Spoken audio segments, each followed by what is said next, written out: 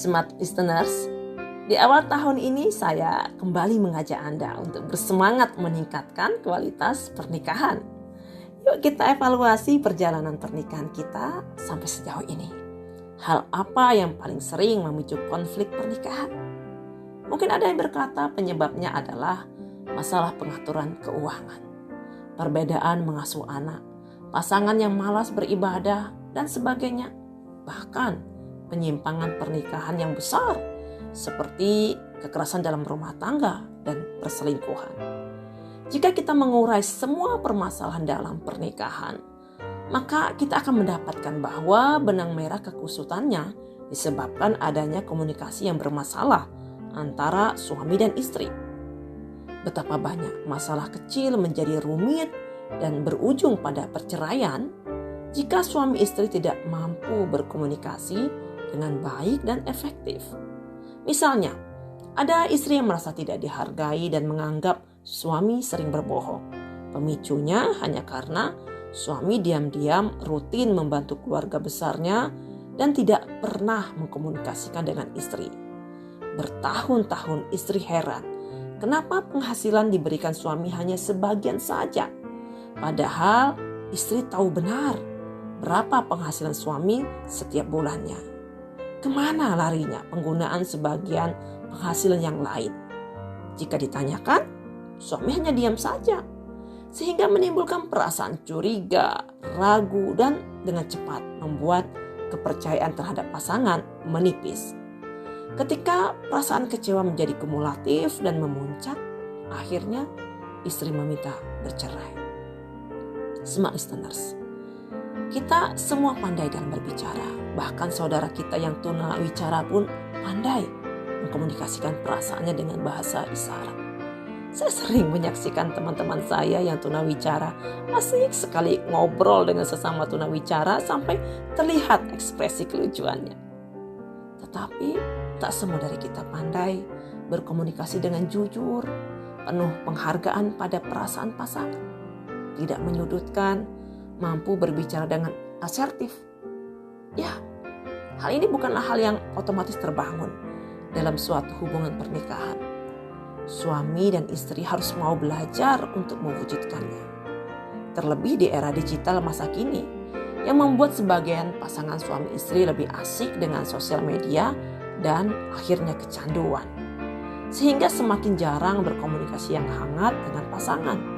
Akhirnya membuat permasalahan komunikasi menjadi semakin rumit. Saya teringat salah satu materi yang disampaikan Pak Cahyadita Karyawan ketika membahas tentang pelakor. Sangat komunikatif dan logis sekali cara penyampaiannya. Jika mendengar istilah pelakor, kita mendefinisikan sebagai perebut laki orang. Artinya, ada seorang perempuan yang dengan sengaja merebut suami orang dan sang suami layaknya benda mati bisa diambil begitu saja tanpa perlawanan. Padahal kita ketahui suami adalah manusia yang dapat memberikan respon. Jadi kejadian adanya pelakor tidak serta-merta muncul layaknya seseorang dengan mudah mengambil tas orang. Karena suami adalah manusia, maka tentu ada proses dan interaksi di sana.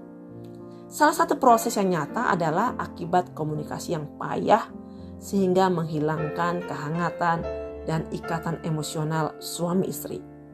Sehingga suami dengan mudah tergoda ketika melihat perempuan lain. Tetapi jika kita kembali mengingat proses tahapan jatuh cinta, konon laki-laki lebih lambat jatuh cinta dibandingkan perempuan.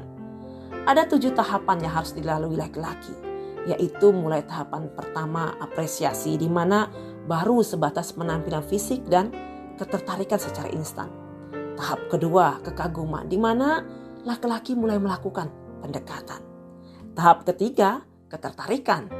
Jika target merespon positif terhadap usaha laki-laki, dia akan masuk ke tahap ketertarikan.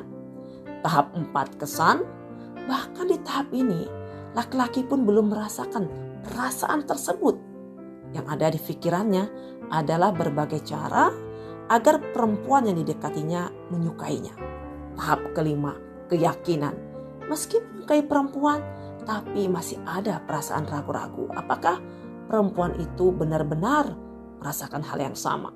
Tahap keenam, keyakinan kembali. Ternyata sampai dengan tahap ini masih ada perasaan ragu-ragu. Apakah wanita itu benar-benar merasakan hal yang sama? Tahap 7, jatuh cinta. Pada tahap inilah laki-laki akhirnya merasakan jatuh cinta. Nah, bagaimana menurut Anda tentang tahapan jatuh cinta ini?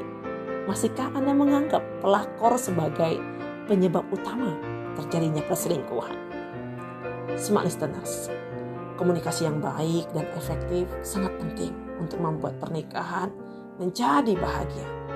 Salah satu manfaat utama yang langsung dirasakan dalam pernikahan adalah komunikasi yang intensif dan menyejukkan, sehingga akan membuat ikatan emosional Anda dengan pasangan menjadi lebih kuat, sehingga pelakor tak akan ada celah untuk mendekat.